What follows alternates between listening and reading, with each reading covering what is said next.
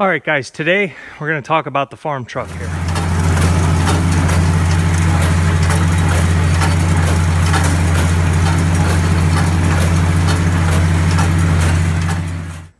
All right, it was last year, new YouTuber here.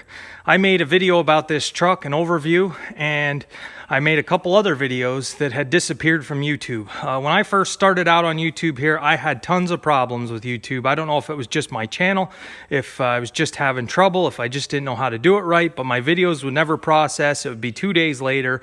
I had videos disappear that I can't find, and they're gone. And I didn't save the footage, so they were gone. One of the videos that disappeared was the Dodge farm truck here that I've had for quite a few years. And I had guys asking about it, so let me do this again. I'll try to go quick so it's not a real long-winded video, but I want to cover some main points if you guys are looking for a used Dodge farm truck. All right, talking as fast as I can here. This truck, I bought it in 2004, 2005, somewhere in that neighborhood. It is a 2002 Dodge Ram 2500 extended cab short box with the 5.9 liter Cummins engine in. It's an automatic transmission and it is 4-wheel drive. All right, so those are the facts about the truck. I was the second owner. When I bought it, it had 34,000 miles on it. I've owned this truck since 2004, 2005, somewhere in there. It didn't start out as a farm truck. It has become a farm truck. This used to be my daily driver when I was working at the farm equipment dealership. This truck has about 300,000 miles on it right now. And that was because it was a hour-long commute, 6 days a week, one way, so 2 hours. 2 hours a day times 6. I don't know, what is that, 12? I'm just doing some quick math. I might be wrong. I spent 12 hours a week in this truck or more. That's why all the miles are on it. So now that I'm farming, I'm lucky if I go 3,000 miles a year with the thing. So it's going to have an easy life here, which is why I won't get rid of it. So owning a truck for that long, same vehicle, I have my share of issues and problems. I can tell you things that happened to me since I own the truck, things for you guys to look out for if you own one of these or buy one of these, so you know what to expect with a higher mileage Dodge Cummins truck. All right, so the first problem started at 75,000 miles. I had the truck. It had 34,000 original miles. Great truck, worked fantastic. 75,000 miles, I had a problem. It was still under warranty. The Cummins trucks will give you 100,000, or the Dodge Cummins, you get a 100,000 mile warranty on the engine. At 75,000 miles, I had an injection pump issue. The injection pump was bad. The reason the injection pump was bad is because these trucks used a real crappy lift pump. It's an electric lift pump that supplies the injection pump with fuel. That electric lift pump, when it goes bad, your injection pump has to, it's not getting the pressure that it needs, and it wipes it out. It's a common thing with these trucks. They went away from the cam-driven lift pump, the simple, nice, good engineering. So they went away from that. They put this electric one on, and it took out the injection pump. I'm so glad that it happened at 75,000 miles instead of 175,000 miles. It's been the same injection pump now from 75,000 miles to 300,000 miles. And the reason I've had luck with it is what I installed here. Oh, I got to change that filter. That's just from 1 year of being in the salt here in Pennsylvania. So under there, I installed the auxiliary. I think it's a FAST. You can get FAST, you can get Air Dog. There's a lot of companies that make them. That is a auxiliary lift pump that you plumb in from your tank. Pulls the fuel out. It's a new fuel line that you run front, right to your injection pump. I put that on at 75,000 miles. It has been on since then. So it's been on quite a while and haven't had any problems with it. I do have to change that filter. It's getting pretty rusty. I usually do it once a year right before winter. And that is just, I did it last year. So that's just 1 year of rust and corrosion. So problem solved. Next issue I had was these the front wheel bearings, the front hubs. I did 2 on that side and 1 on this side. That side's the side that usually has all the potholes, your right side. So it did take 2. The first time I did that job, it was a pain. It took a lot of work. I really had to pry it off because it was rusted fast. Those problems started around 115,000 miles.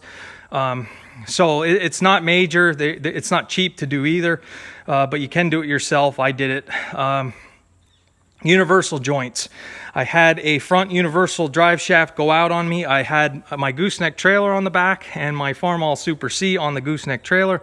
I was going to a tractor pull. I was going to pull with the C, and on my way to the fair, it started clunking.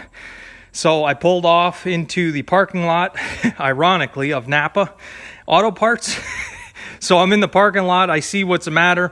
I had tools on the truck at the time. I took the front drive shaft off, threw it in the bed of the truck, went into Napa, ordered new universals for the entire drive shaft, back and front. I turned around and went home. I never made it to the pulls. I never pulled. That afternoon, I replaced all the universal joints with greasable ones. The old ones weren't greasable. So you can grease all of the components of the drive shaft on here now. Made for a great upgrade. 200,000 miles, first water pump. Had to replace the water pump. 210,000 miles, new steering box. So, exhaust. When I bought the truck, the guy already deleted the muffler. The previous owner. I guess he wasn't worried about any warranty work. He took the muffler and that secondary muffler that's on these trucks off, and he just straight piped it. He welded pieces in, and his pieces where he welded it, they rusted apart on me.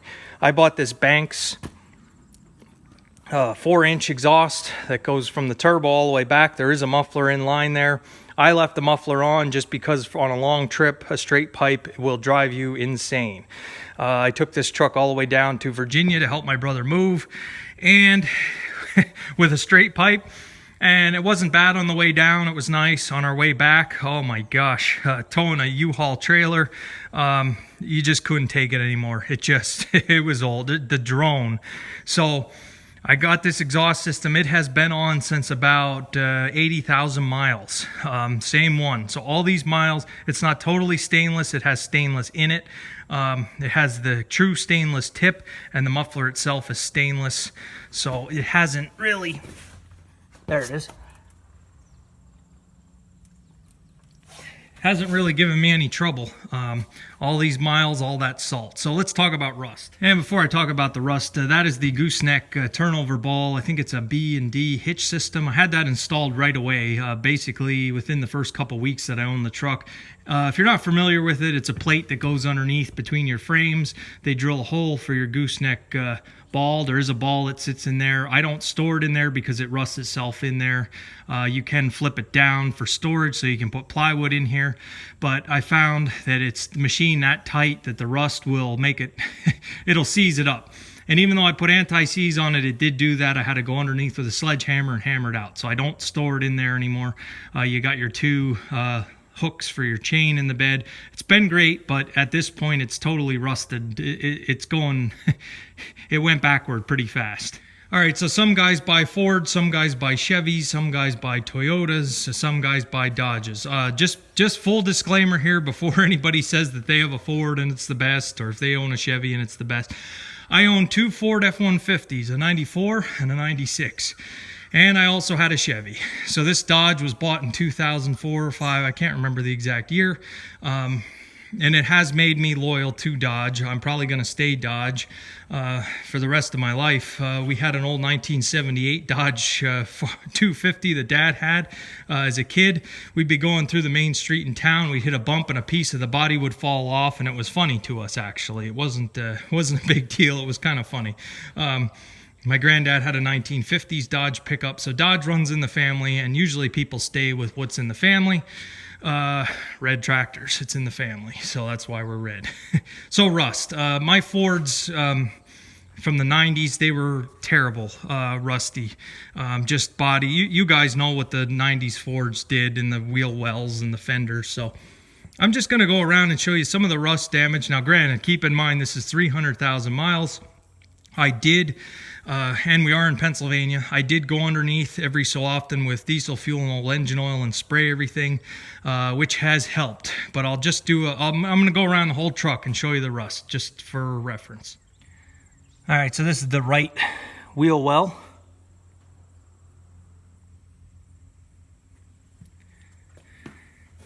You can see it's not too bad. Spray your vehicles with old engine oil and diesel fuel. It does help. I mean, that's a lot of salt that was caked on this truck. Right side front wheel well. You can't quite punch through it yet, but it's starting. Fender flares. This truck had fender flares on it. That's why this damage is here. It's getting a little soft there. But doesn't look too bad, all things considered. My Ford was a lot worse than this, and it was had a lot less miles and years on it. But hey, don't get me wrong, I loved my Ford F-150. It was my first truck that I ever owned, so Ford will always have a special place with me. I went with Dodge because at work we had a Dodge Cummins service truck. It was a fleet vehicle type of deal. Started on the cold days, wasn't warmed up properly, just pedal to the metal all the time. Very little service done to it, and it just kept going and going and going and going. We had a Ford service truck that would not do that for us. So I became loyal to Cummins through my job. If they put a Cummins in a Ford, which I know guys do, I might have had a Ford Cummins, but let's go around and look at the rust on the other side. All right, so driver's side front fender. It's about the worst on the whole truck. There you can see it. So fender flares, if I didn't have fender flares on here, I can't say that it would have helped or hurt, but I took them off just because of that reason. Driver's side rear fender. That's a bad spot, but it's still pretty solid, so it's starting to really, really hurt it. So another spot on these Dodges that rust are your bottom of your doors. So we just have a little bit starting there, but if you take a look at this whole run here that usually gets rusty,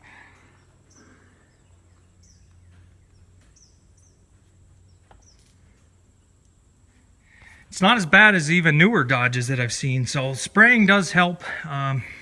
I put these steps on. When I bought the truck, it had really big tires. They were way too big. They used to rub. They were 315.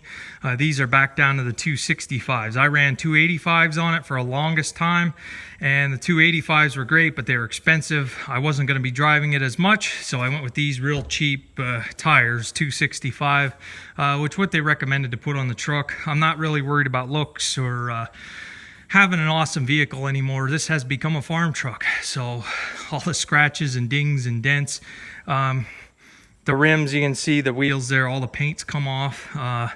These are the cheaper. This is the ST version, so it doesn't have the electric windows or door locks or any of the fancy stuff that you might see on some of the trucks. This is your economy model. So the frame is good. There's not much rust on the frame. The frame's in excellent shape. The cab corners are good. So this is going to pass. The inspection actually runs out today. I have an appointment tomorrow. This is going to pass inspection, I can guarantee you. So a vehicle from 2002. Still pretty happy with it. So let's look at the interior. All right, so the first thing you're going to notice in the interior is every single Dodge of this era, the seat is ripped right here. Every single Dodge I've seen. If I ever go to resell it, I'll throw a seat cover on it, but seat's ripped a little bit. All the oil from being a mechanic for 10 years has just made this seat 100% waterproof. This plastic here in the center, or this fake leather or whatever, is cracked from the sun. And if anybody knows Dodges, look at the dash.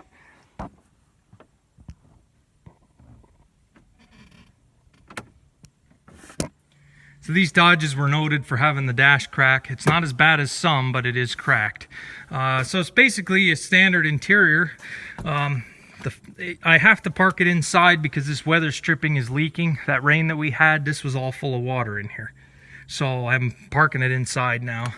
But places like the door hinges are good. All along here, solid. See the paint's rubbed off, but it's not rusted through. just basically what it is, guys. If anybody has any questions, let me know. It's the original transmission. It's the original automatic transmission. I haven't changed it. It does slip a little bit now at 300,000. I can't tow with it, but if you're not going to tow anything with it and just use it as a runaround truck, you don't notice it. It's been amazing. Now I did change the transmission oil every time it was required, new filter, new oil, and I tried to take it easy towing. Now don't get me wrong, I did tow with it. I had a skid loader, New Holland LS 190, I think it was, on the back with tracks and buckets, and that was pretty heavy for it. I had a service truck that I took to the junkyard that weighed about 8,000 pounds. The trailer was 4,000, so probably overloaded there. But it's been a good truck, guys. So, all right, this video is getting long. Thanks for watching. Anybody has any more questions, I can cover them in further videos. But I think this is going to stay for a while. And I said if I can't inspect it anymore, if it ever gets to the point where I can't inspect it, the engine's coming out of this and it's going to go into an international tractor. We're going to do that. If the truck ever is to the point where it can't go on the road, we're going to save that engine and put it in an IH tractor. So, thanks for watching. Of course, I have to mention these. These are OEM Case IH decals from a 66 series international tractor. Had to put them on. Some guys know what this is, and some guys don't. So for the guys that know what it is, it's for you guys.